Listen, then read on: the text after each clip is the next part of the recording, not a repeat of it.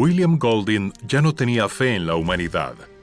A bordo de un destructor británico en la Segunda Guerra Mundial, el maestro de filosofía, ahora teniente de la Marina Real, se enfrentaba a menudo a las atrocidades del hombre. Al regresar a Inglaterra y descubrir que los superpoderes de la Guerra Fría se amenazaban con la aniquilación nuclear, se vio forzado a cuestionar las raíces de la naturaleza humana. Las reflexiones de la inevitabilidad de la violencia inspiraron su primera y más conocida novela, El Señor de las Moscas.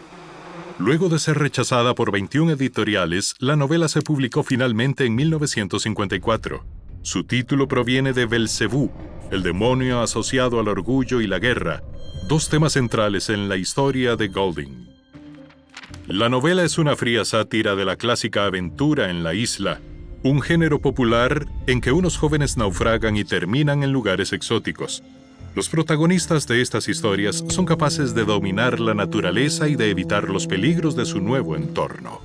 El género refiere a la problemática narrativa colonialista, típica de muchas obras británicas de la época, en donde los jóvenes enseñan a los isleños sus valores británicos supuestamente superiores. La sátira de Golding hace uso incluso del contexto y los nombres de los personajes de R.M. Valentine, La Isla de Coral, una de las más famosas novelas de aventura en la isla. El libro de Valentine aseguraba al lector placer, beneficio y atracción sin límites. Golding, en cambio, tenía ideas más oscuras. El Señor de las Moscas empieza con los jóvenes ya en la isla, pero partes de sus conversaciones dan indicios de su aterrador viaje. Su avión fue derribado en medio de una guerra nuclear sin especificar. Los jóvenes de entre 6 y 13 años no se conocen entre sí, con excepción de los miembros de un coro, quienes visten uniformes negros y son liderados por un joven llamado Jack. Como sucede en la Isla de Coral de Valentine, el nuevo hogar de los muchachos parece ser un paraíso, agua fresca, refugio y abundantes alimentos. Pero desde las primeras páginas de la novela se cierne una oscura atmósfera sobre la situación aparentemente tranquila. La sombra de los chicos es una criatura negra como un murciélago, y los miembros del coro son como algo oscuro que andaba a tientas por la playa. Unas horas después de su llegada, los chicos ya están compartiendo rumores sobre una tenebrosa bestia que acecha en el bosque. Con este ominoso inicio, la narrativa de Golding revela lo rápido que la cooperación se enmaraña sin la presencia de una autoridad adulta. Al comienzo, los sobrevivientes intentan establecer una suerte de orden.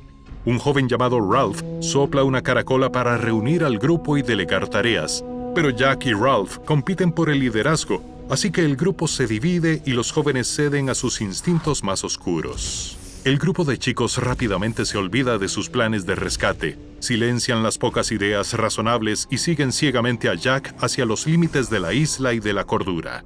Los temas universales de la novela sobre la moralidad, el civismo y la sociedad la han vuelto un clásico, pues satiriza las convenciones de su época y las creencias antiguas de la humanidad. Si bien las aventuras en la isla suelen apoyar el colonialismo, El Señor de las Moscas pone este tema de cabeza. En lugar de presentar a los nativos como estereotipos del salvaje, Golding transforma a sus angelicales colegiales británicos en salvajes caricaturas. Mientras los jóvenes llevan a cabo sus propias batallas en la isla, la guerra mucho más destructiva que los trajo allí continúa. Incluso si los niños fuesen rescatados de sí mismos, ¿a qué sociedad regresarían? Con pocas referencias que permitan vincular los personajes a un lugar y momento exactos, la novela parece de verdad intemporal y es un análisis de la naturaleza humana más básica. Si bien no todos los lectores coinciden con la perspectiva oscura de Golding, este libro es tan inquietante como para hacer dudar al más férreo optimista. Si te encanta aprender, suscríbete a nuestro canal. Todas las semanas publicamos nuevos videos sobre distintos temas, desde la historia del mundo según los gatos hasta cómo aprender a ser un mejor oyente. Mantente conectado y curioso.